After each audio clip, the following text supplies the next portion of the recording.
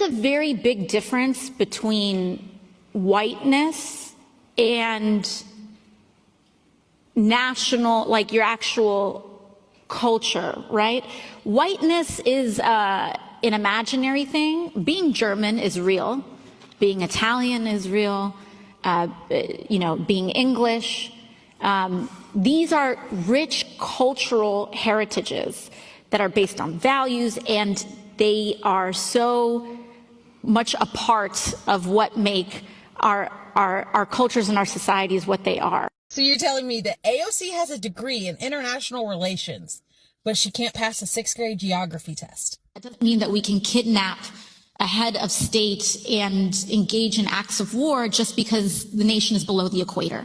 Once again, Charlie Kirk was right, and college is a scam. But I feel like it's about to get worse off. No, we look at what happened in Venezuela, for example.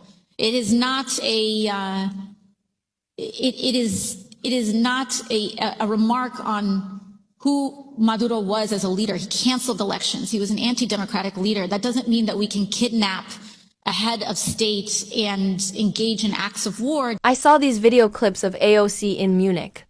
She's not ready for prime time. Cowboys did come from Spain because horses came from Spain, even with the flaws with Western civilization. As a deaf woman, I have more rights and freedoms. Because of it.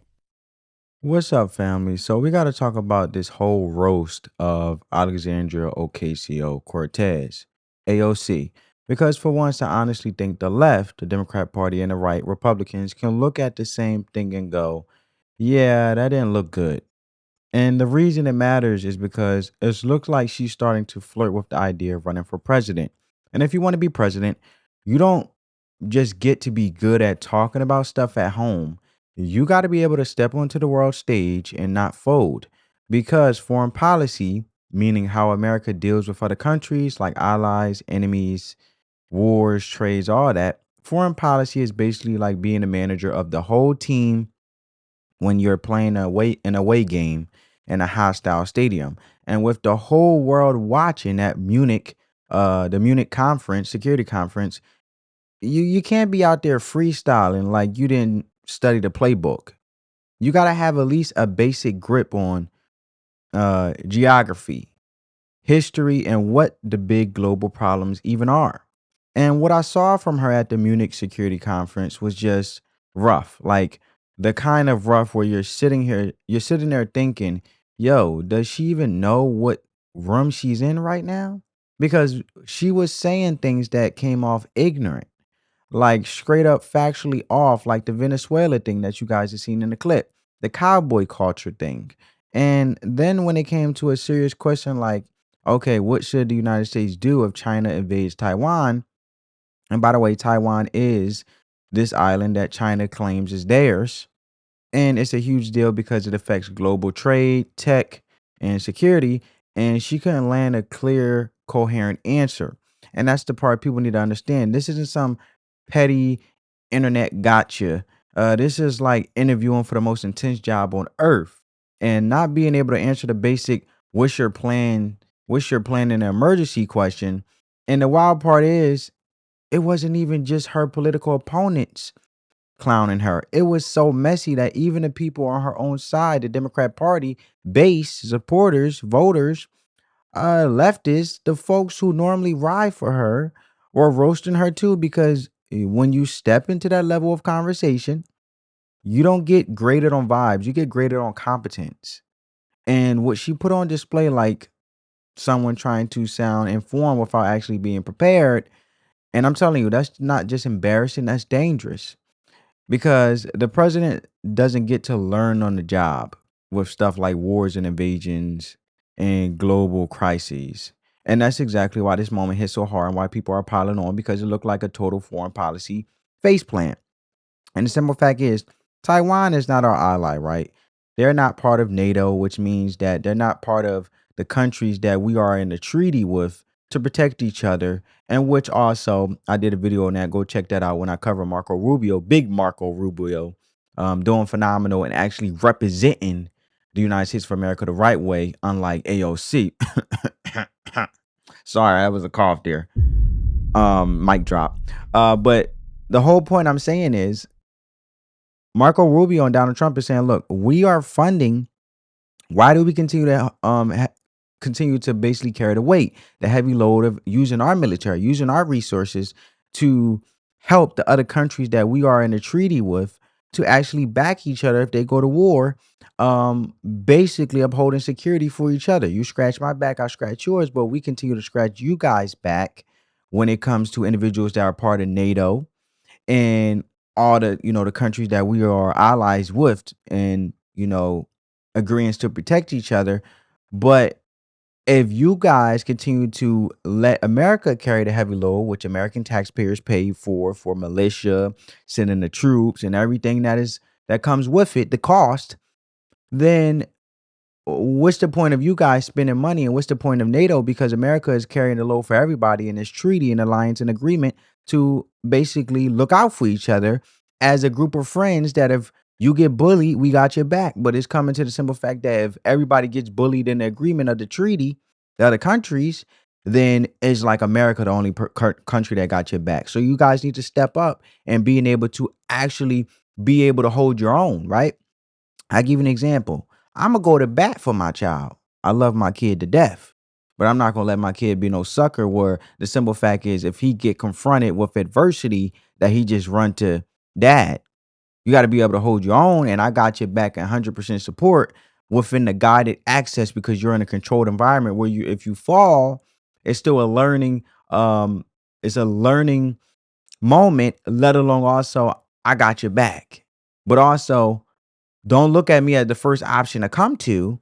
Look at me as the last, because I need to know that you've done everything in your power. Because when I'm not here no more, I need to know that you independently know how to handle your own, while also always questioning life and being a teacher of life, because you can always have the possibility of being wrong.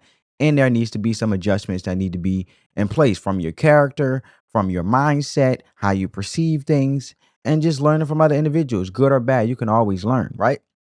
And that's the thing. When it comes to foreign policy, and Trump and Marco Rubio basically negotiating and saying, look, NATO, look, the individuals that are part of NATO, that the United States is within the treaty as allies, yeah, if you get bullied, we gonna fight for you. But at the end of the day, you need to know how to stand your own. And we're not going to continue to cover all of this war, basically burdening American taxpayers while we still have to run our country, United States of America, and let alone we have three powers of government: executive branch, we have the court system, and things like that, right? We have the courts, we have our amendments, which is our rights, and we have the executive branch, which we know that President Donald J. Trump is the chief in command.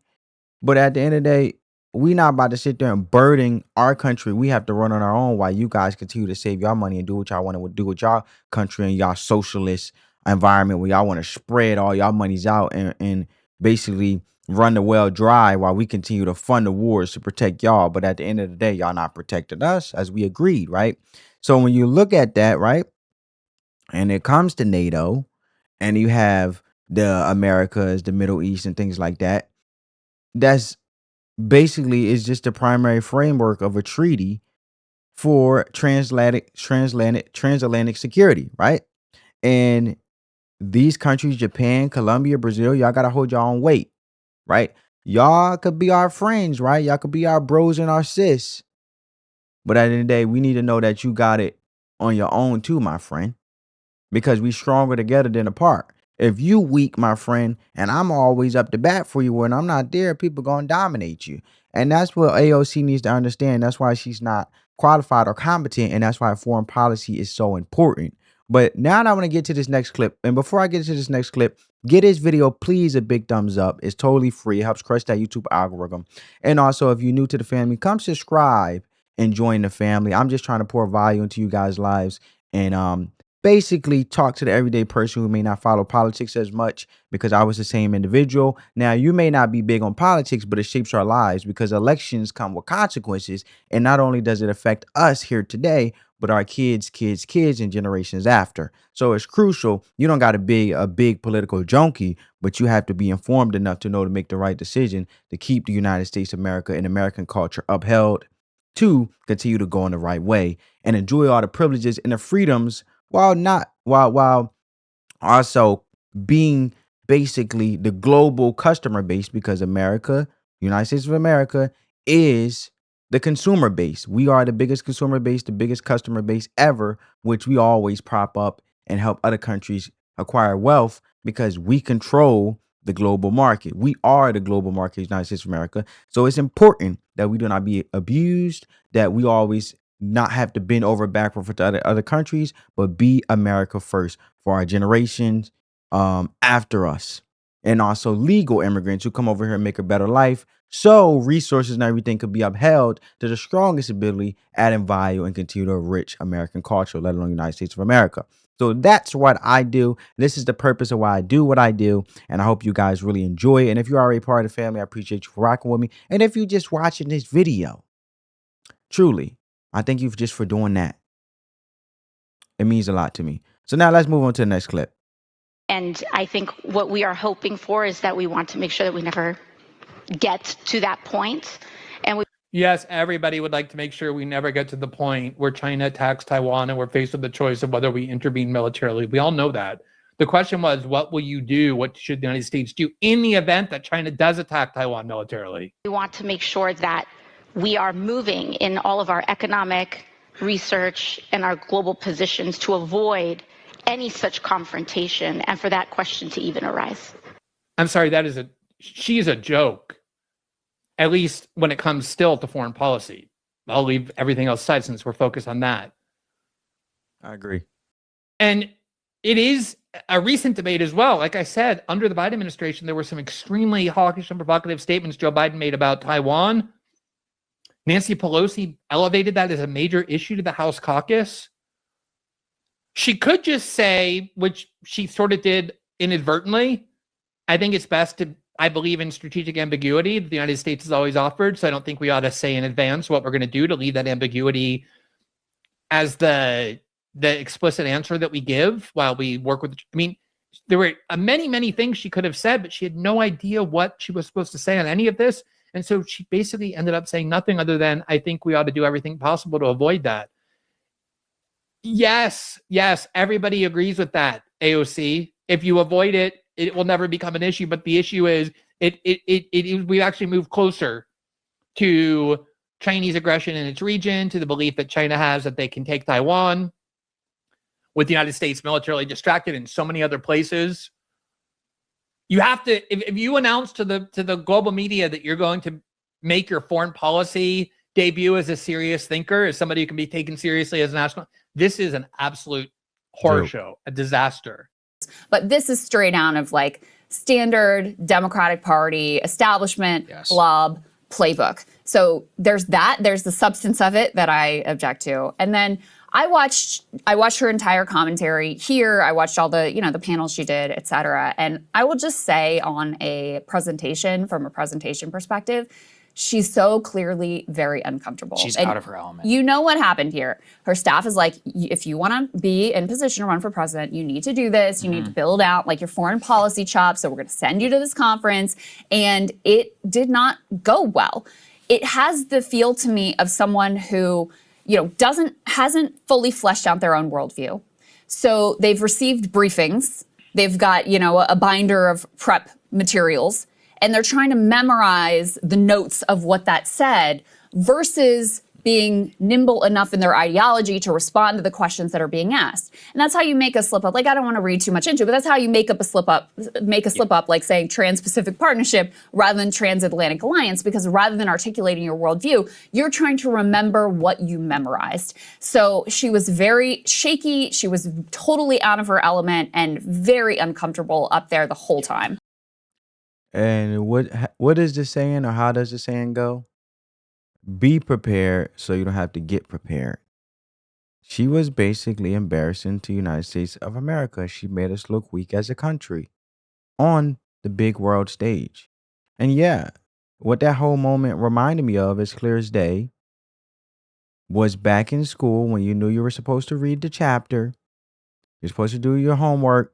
You didn't read it, but you also knew there was a chance the teacher might call on you, or there might be a pop quiz, I hated those, man, especially when I, skimmed through the chapter. But so instead of actually doing the work, you skim Spark Notes, you skim through the chapter, you read a little summary, you read a little bit, you memorize a couple of buzzwords, buzz lines, and you walk into class praying you don't get exposed. And then boom, you get called on, or there's a pop quiz. And now you're up there trying to explain a chapter you never really understood. So you start rambling, you start scrambling and scraping, you start throwing out big words, half remembered ideas, connecting dots that don't connect. And it turns into a straight word salad, just a bowl of random thoughts that sound academic but don't actually say anything. And that's exactly what that performance felt like to me. Like someone who read the summary but didn't actually understand the material. And when you're on the world stage talking about foreign policy, which again just means how America deals with other countries, war, trade, power alliances, you cannot be winging it like that. And the crazy part is you could literally see the gears turning, like she was trying to summon her own inner Kamala Harris with that long tangent winded sentences that sound deep but don't land anywhere. And to be honest, if this was a sales pitch for America, thank God that we have President Donald J. Trump as president, a businessman. I believe that businessmen and women, or I think we should have a business person, I should say, as the president who understands business truly. Because the simple fact is, that's what the president do. Lobby on the best interest of American citizens, representing the country on the biggest stage, and negotiate on the best interest of America, right? China and in Taiwan and other countries who are our adversaries, right?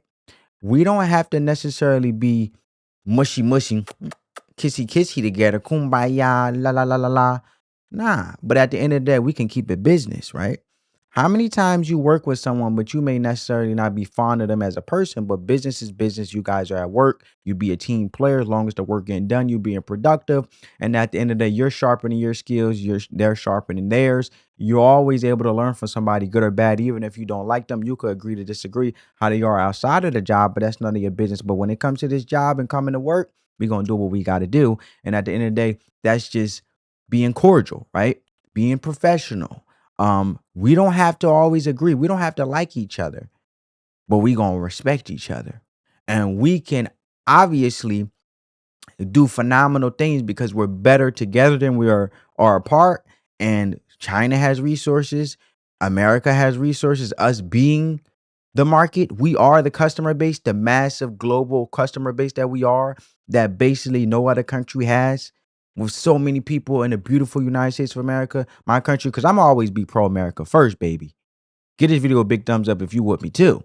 But the simple fact is, we can trade resources to uplift each other instead of tearing each other down, which is great for anyone, our constituents, our citizens, and that's just what it is. So when you look at that, and that's just common sense. That's my first language, baby. But with her with these long-winded Kamala Harris sentences that sound deep but land nowhere, I'm sitting here thinking this isn't a college seminar. This is a global leadership. This is serious.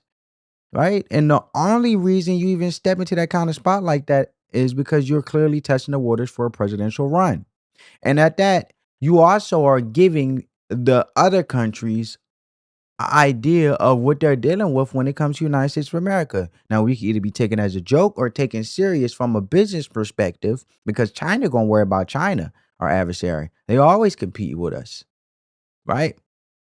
And thank God we have President Donald J. Trump and we on top of the top. As he says, we are killing the AI. When it comes to AI, we are killing China when it comes to, being a strong force. And you need that. You can not look, strength doesn't always have to mean war, but it is leverage from a business perspective. Because if you have real force at the table, people are going to listen to you. But if you don't, you're a joke, right?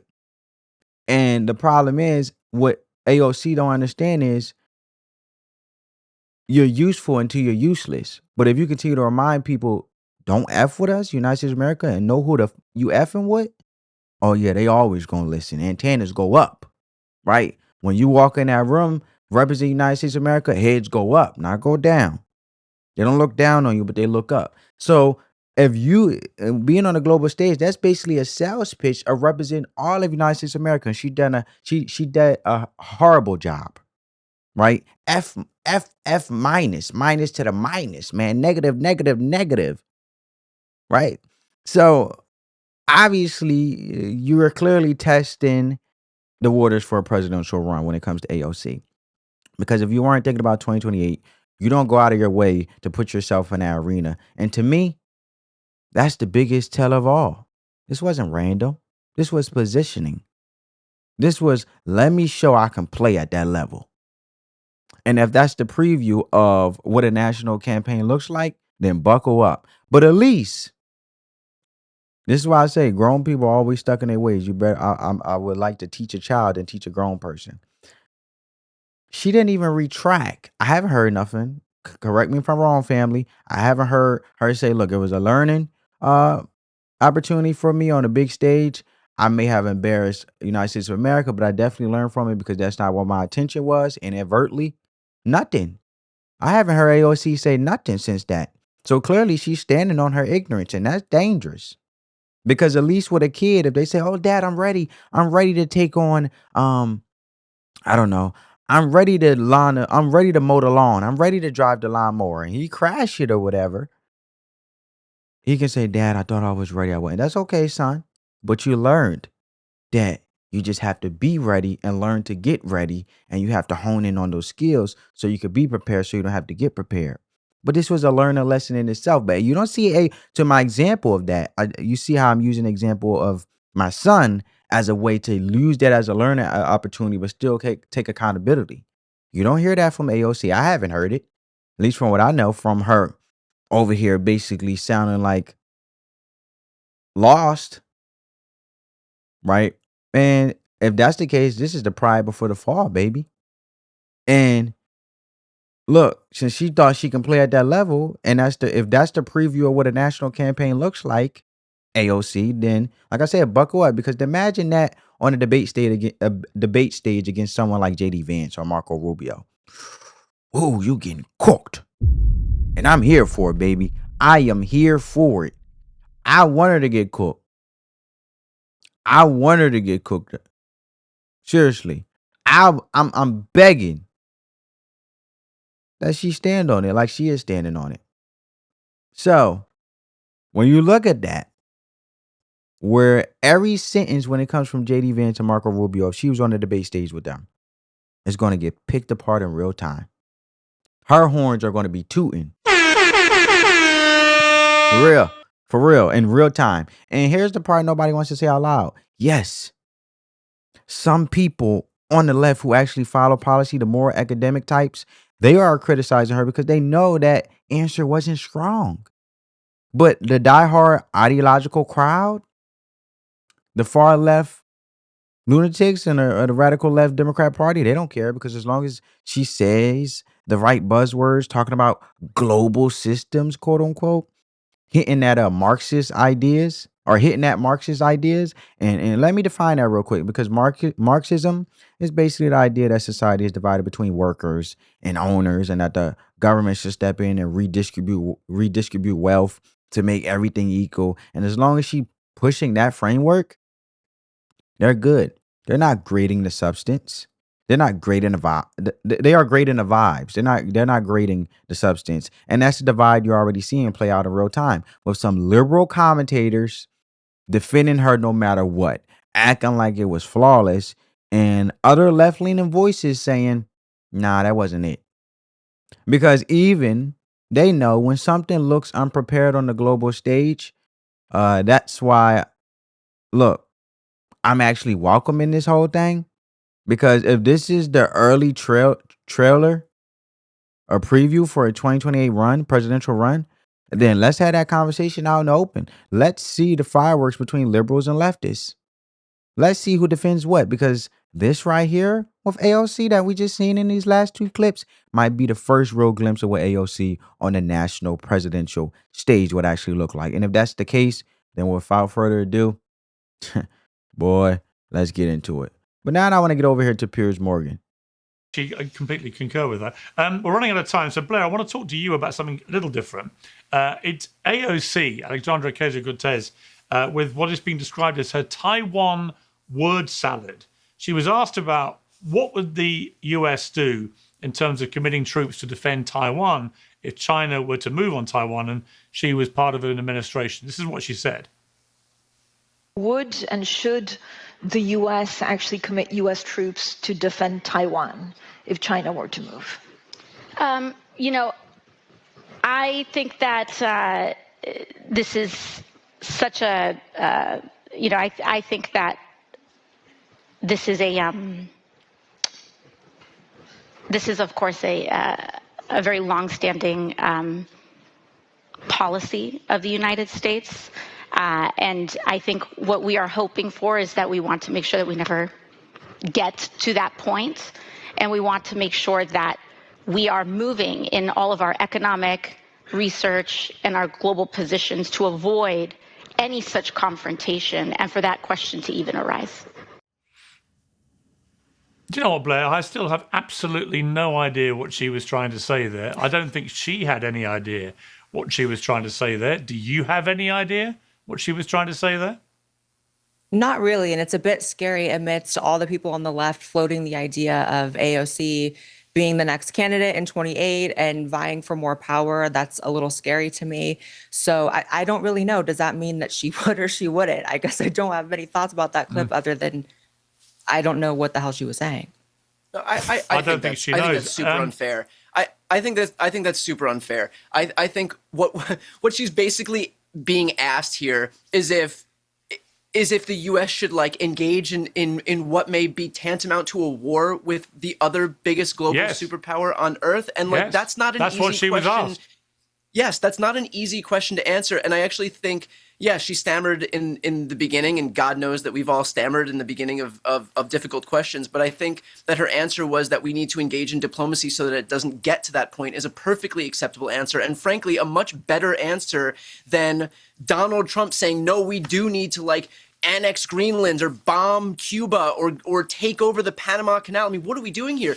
AOC gave a perfectly reasonable example, even if it wasn't as clean as we would have all hoped, a perfectly reasonable response, a diplomatic solution in the face of an administration right now that is doing the polar opposite and basically ushering in a new era of imperialism. I would 10 times out of 10, 1,000 times out of 1,000 defer to AOC's answer here as far as international relations go than what we are currently living through in this very moment. And this is exactly why I'm saying what I'm saying. Because what AOC put out there did not look strong. It did not look confident. And when you're talking about foreign policy, which again is just how we handle other countries, wars, threats, trade, power, you cannot afford to sound unsure, sir. And what she said sounded weak. It sounded like she didn't really know what she was talking about. And there's a big difference between choosing not to directly answer a question and not be able to answer a question. And people need to understand that, because most seasoned politicians, when they get asked something like, what would you do if China invades Taiwan? They use what's called strategic ambiguity, which is just a fancy word of saying you keep it vague on purpose.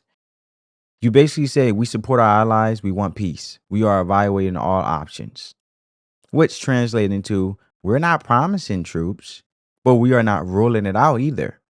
And the reason you do that is because you want China guessing, our adversary. You want them thinking maybe they will step in, maybe they won't.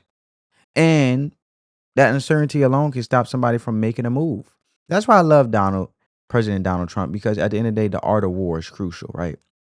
It's essential in this case. And I'm going to elaborate on that in a minute. But the reason you do that is because you want China guessing, like I said, and it can stop the uncertainty alone can stop somebody from making a move. I'm going to say that again for the people in the back. And it's like if someone's thinking about breaking into your house and then they're not sure whether you got a security system or a big dog inside, that doubt might back them off. That's strategic, right? That's strategic ambiguity. And good politicians, even the ones I don't like, can dance around a question like that all day. They can say a whole lot without actually committing to anything. And that takes skill. Now, believe me, AOC is probably honing in and getting skills right now to do more word solid ways that are more effective to say vague things with no answers. But eventually, when do the Democrat Party never say stuff with no answers or no solutions? That's the issue, right? Real effective solutions that show results. Besides ad hominem attacks and identity politics and so forth, which really grinds my gears with them. But and the same can be said when it comes to Republicans. They can sometimes get into much of political theater, all politicians. But at the end of the day, like I said, you can say a whole lot without actually committing to saying anything, and that takes skill. It's political finesse. And then on the other end, you got the Trump approach, which is the opposite. You come out strong, you say things that sound wild. You take what's called a maximalist position, which just means you start the negotiation at the strongest, toughest stance possible. And sometimes you even lean into what they call the madman theory, which is basically acting like you're unpredictable enough and tough enough that nobody wants to test you, and whether people like your style or not. The point is it projects strength, right? It represents United States of America, and it makes adversaries think twice. It creates leverage, which just means bargaining power, and leverage matters in negotiations the same way it matters when you're haggling over a car price. The stronger your position, the better the deal you get. So when I compare those approaches, strategic ambiguity or the strong aggressive negotiation style to what AOC did, her answer was the worst of all worlds because it wasn't clearly strong. It wasn't clearly strategic. It wasn't even clearly vague on purpose. It just sounded confused. And in foreign policy, it's not only what you say, it's how you say it. Tone matters, delivery matters, confidence matters. You learn that in public speaking because world leaders are listening for weakness the same way predators look for limping prey. You ever watch Animal Planet? You ever watch how lions hunt down their prey? And if you sound unsure, just using examples and metaphorically relating that to AOC. If you sound unsure and if you sound like you're piecing thoughts together in real time, that projects softness, whether you mean it or not. And that's my whole point. Most people agree we should avoid war over Taiwan if possible. That's not even a controversial part. It's the presentation. It's the family. It's the presentation and it's the energy. It's the leadership factor. And when you step onto the stage and you formulate, you don't look nuanced. You don't look thoughtful. You look unprepared. And this is the absolute worst vibe you can give off when you're talking about potential global conflict. And the folks defending that, in this case, this man over here to the right, little tampon boy, is talking trash to talk. But look, what I'm saying is with that soft approach, especially from a man defending and doubling down and rocking with AOC for this, you can't, bro. This not it. I'm sorry, right? This is the absolute worst vibe you could give off when you're talking about potential global conflict. And the folks defending that like it was some masterclass in diplomacy are completely missing the bigger picture, obviously, because at that level, weakness is a neutral. Weakness gets tested. I think I may have just heard that's a false choice, Brian. And you know that. And I think that we need to have higher standards for Democrats. We do, though. We need to have higher standards for Democrats. That's a false option. I agree with you in regard to the Trump administration's penchant for war. I think that's very clear right now. But in regard to Democratic candidates, we have to stop providing cover for their mediocrity. That answer was terrible, and you know it. So don't provide cover for it. Anna Kasparian, who just spoke, talking about Trump's penchant for war. Here we go. And this is my problem with leftists like Anna Kasparian, because they are constantly acting like any use of military force automatically equals World War III. And that's just not how this works in real life. That's fear-mongering, Anna.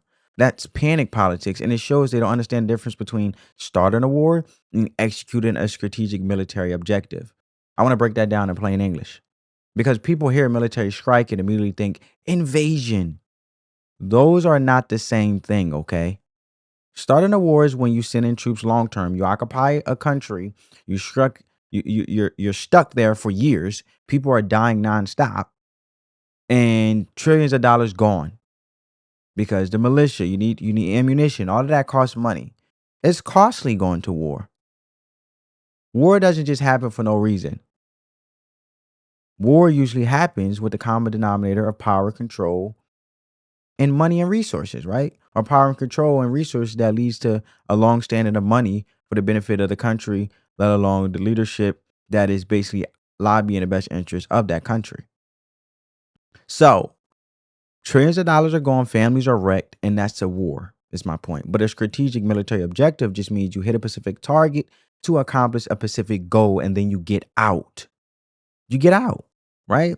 And it's like if someone keeps threatening your house, you step outside one time, handle it quickly, and go back inside. That doesn't mean you moved into their neighborhood and declare a permanent battle. And what Trump's approach has consistently been is strength first, clarity second, and speed third. Meaning if he uses force, it's fast, it's direct, and it's meant to send a message.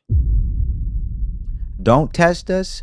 What drives the left crazy is that the disasters they predict never materialize the way they swear they will. Every time it's this is it. This is the big one. We are about to be in a global catastrophe.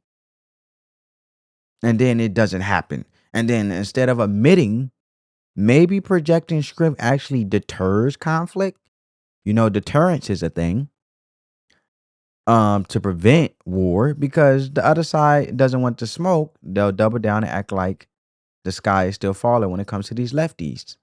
And here's the common sense part in life, whether it's in school, work, sports, or even dealing with a bully.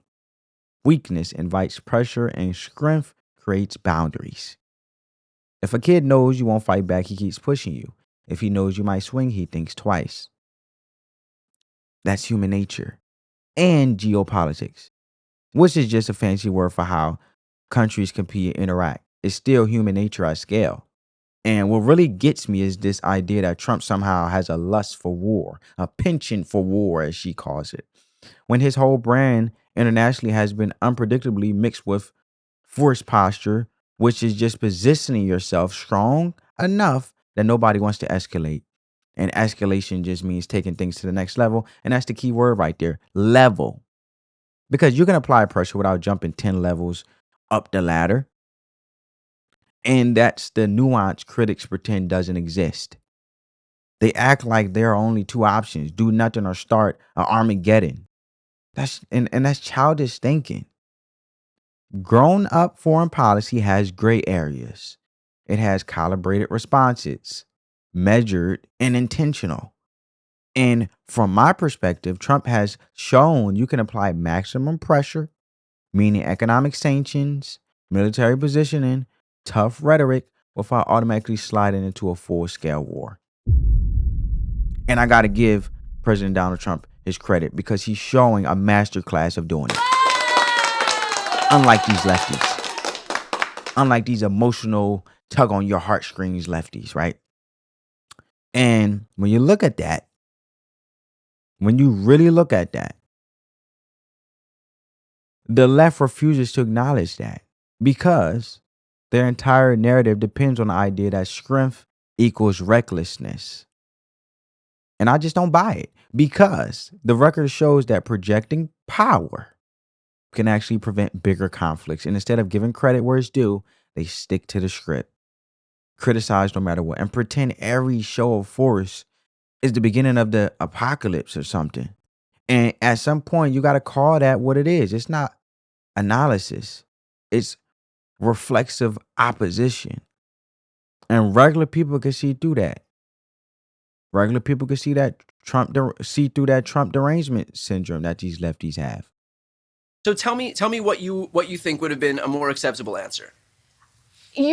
Well, a sensible answer would have been exactly what you said, which you claim she said, but she didn't say that. You read that from her statements, but her statement was more than just clamoring. It was just a bunch of word salad nonsense because she's not an expert on foreign policy. This is a weak spot for her. So this is an area where she should have done a lot more homework before deciding to speak at the Munich Security Conference, as she did at this panel. She didn't know what she was talking about. She was blindsided by the question, and it doesn't look good. Let's just be honest about it rather than providing cover for it. That's what I'm saying. Because look, 100%. Honestly, the quality of candidates has been really bad lately. And it's because of this like left versus right media structure where the left provides cover for left-wing candidates, the right provides cover for right-wing candidates. And in the end, the American people suffer because we get nothing but mediocre, terrible candidates. She should have done better. That's my view. I completely agree. Brian, I want to ask you a question to end on, because I looked at the prediction markets. Polymarket has a big market on the Democrat nominee for 2028. Gavin Newsom is on the lead at 28%, followed by AOC on 9%. So she's the second favorite in the prediction markets to be the nominee, which is why everything she says is significant and important. Then Josh Shapiro, Kamala Harris, John Ossoff each on 5%, Pete Buttigieg on 4%. You know, my question for you, just to round this off, Brian, is the thing I felt when I was watching your interview with Obama, and I would have felt it if you'd interviewed Bill Clinton, is that the Democrats in those two guys had really skillful political leaders, right? You may not have agreed with everything they did, and I certainly don't in many cases. I'm more aligned to Clinton than Obama, but they were very skilled politicians. Two of the most gifted, I would say, in modern American politics. And even their opponents would grudgingly concede that. I just don't see anything of that caliber in the Democrat ranks now. And one of the issues that the Democrats have with Trump is they have not put anybody up to beat him. You know, Kamala Harris was useless. Let's be honest. The fact that she's running again is extraordinary to me. The fact that we're heading into the midterms where the Republicans will probably get a good beating does not mean, to me, that they will lose the next election. You could easily see a J.D. Vance or somebody like that winning the 2020 election almost by default. The default being the Democrats cannot find anybody that can actually energize the party, energize America in the way that Clinton and Obama did. Would you concede that at the moment? Yeah, I think I can't really speak to Bill Clinton because I was too young at the time, but I think that Obama was a generational figure, and I don't think that we have anybody who can match what he was able to do. And I think a lot of people probably sat there and watched that interview, as did I, and thinking like, why can't we have nice things? You know, like somebody who's got the virtues that he has. And do I think that we have anybody who can match those virtues right now? And I don't think so. Luckily we have a primary process that's going to play out over the next 3 years where people are going to be able to hone their skills. And I hope they do. But I think that right now, I mean, there is a reason that Obama is a generational figure and that it's not that easy to just have somebody who can replicate what he did. But I don't know, man. I'm just being real here. I don't know. When I look at the field right now and I compare both sides, I feel like there's a real difference in energy and talent. And yeah, every party has mediocre people.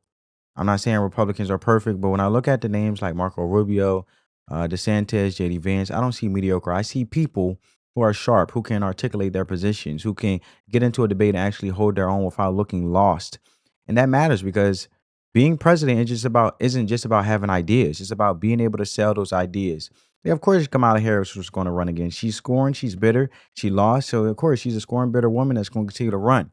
But my whole point is we need a president that's going to be able to sell those ideas, defend those ideas. That's why I say that AOC going to the Munich Security Conference on a global stage, you have to be able to have a sales pitch representing the United States of America strongly. And she didn't have that whatsoever. So when I say that, and you got to be able to take punches without folding as a president. And that's a skill. That's like being a quarterback of the team and you can't show the plays. You have to execute under pressure. And on the Republican side, I see multiple guys who can step on that stage and perform. Now, are there Republicans I think who are mid? Absolutely. I'll be the first to say that it can be Ted Cruz, right? It can be Tim Scott, just like there could be things mid about the Democrat Party.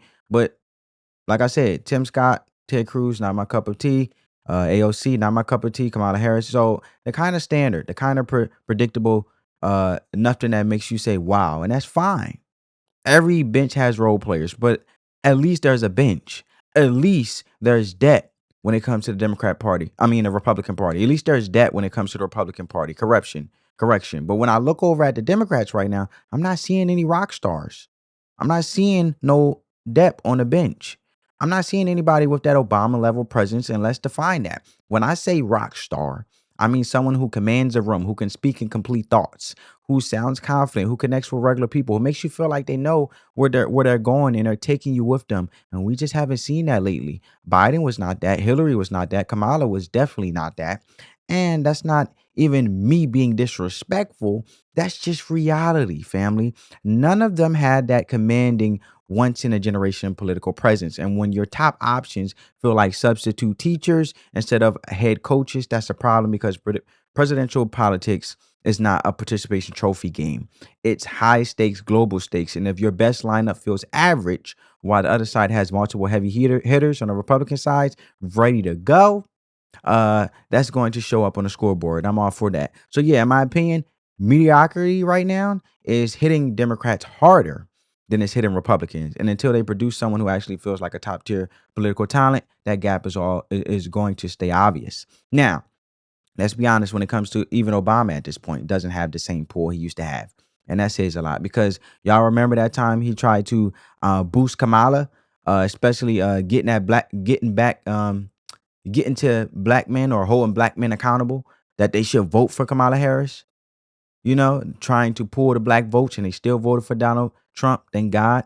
But they thought putting Obama on stage was automatically going to move numbers, and it didn't work like that. You still had a significant number of black voters going the other direction. And that tells me the old magic isn't automatic anymore. The brand isn't what it used to be. And when your strongest generational political figure can't just snap his fingers and shift the energy, that's a sign the bench is thin when it comes to the Democrat Party. And that's why I'm not panicking about the midterms the way some people are, because historically, meaning if you look at the patterns over time, the party in the White House usually loses seats in the midterms. That's normal. That's like gravity in politics.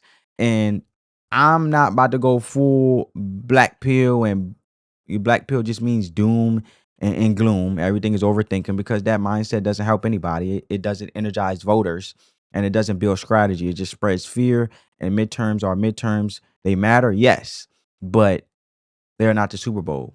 The Super Bowl is 2028, the presidency, the control of the White House, and full control of Congress, because that's when real long-term direction gets set.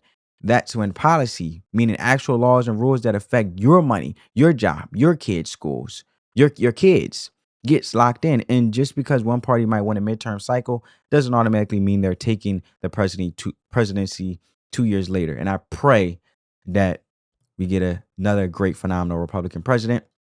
But those are different races, is my point. Different turnouts, different energy. And what makes me more comfortable looking towards the 2028 is the simple fact that I don't see Democrats with a clear star. And I don't see someone without major baggage. And baggage just means scandals, weak spots, past statements, things opponents can easily use against you. And unless somebody rises up out of that primary process, who's polished, disciplined, and doesn't carry a ton of political weight on their baggage, they're going to have a problem, because running a primary is one thing, winning a general election is another. And if your roster doesn't have a top tier closer, that's tough. So yeah, I'm watching the midterms, but I'm not losing sleep over that. I'm focused on the bigger picture. Who controls the White House after 2028? Who controls Congress after 2028? And we're going to pray on that, right? You guys should pray on it too, because that's what really shapes the country long term. And right now, looking at the talent gap as I see it, I feel more confident about that than a lot of folks who are just spiraling over the next election cycle. But that's me. So let me know what you guys think down in the comments below. Like, comment, subscribe, and share. And we'll keep the conversation going, because as always, we're just having a conversation. Love you guys. Appreciate you for rocking with me. Peace.